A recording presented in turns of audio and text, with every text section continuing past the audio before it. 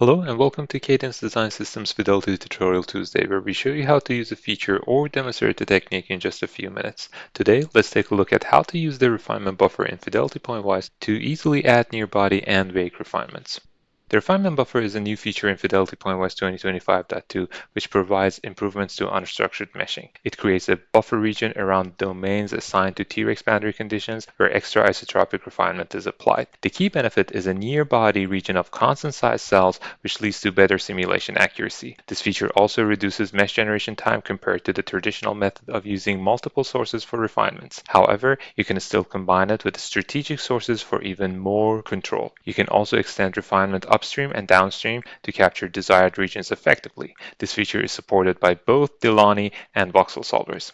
Refinement Buffer panel gives you full control over how the buffer behaves. You can enable it by unchecking Disable, use Mode to choose how the buffer is computed, either specify a fixed distance from the boundary or use a spacing multiplier that is used to calculate the distance, use spacing to set the target refinement spacing, and you can use extension options to provide additional resolution, for example, in wake regions. Growth rate controls how the spacing grows away from the buffer. Forward and backward distance extends the refinement upstream and downstream, and direction aligns extension along XYZ axes or the current view. Now let's take a look at applying these features in an example. Here we have the mesh for the Onera M6 wing model in Fidelity Pointwise. I've already initialized the block without any refinement buffers.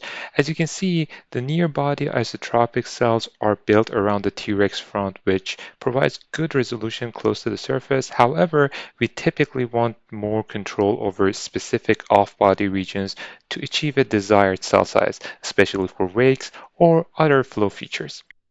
Let's take a look at the refinement buffer in the boundary conditions tab.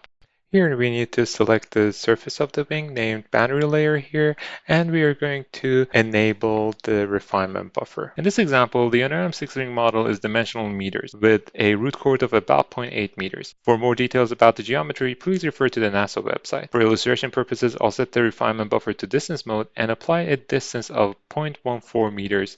I'll also set the spacing to 7 millimeters, which is roughly the average length of the T-Rex front. Now let's initialize the block with these settings. Okay, now that the volume is reinitialized, we can see the refinement buffer around the wing. Let's go ahead and take a look at the cell type. That is the uniform refinement buffer around the wing. Now let's take a look at other settings.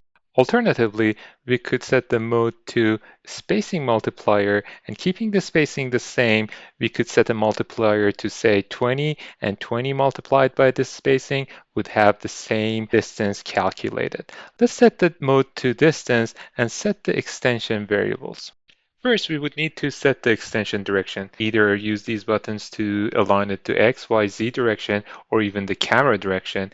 In this case, I'm going to keep it in X direction because it aligns with our coordinates. I'll leave the growth rate at its default value, which keeps the spacing constant through the extension. And I want to set the forward extension distance to 2 meters along the wake and the backward extension distance of 0.25 meters in the upstream direction of the wing. Let's reinitialize the block. With these settings applied and the volume mesh initialized, we can clearly see how the refinement buffer improves the off-body refinement and the wake resolution. You can also combine this approach with strategic sources, such as a tip cone extension for resolving the tip vortices to further enhance mesh quality where needed. If you like this video, be sure to click the thumbs up button or subscribe to our channel for more videos like this. If you have any questions, comments, or suggestions, drop us a line below or connect with us via LinkedIn, which is linked in the description. Thank you all and have a pleasant Tuesday.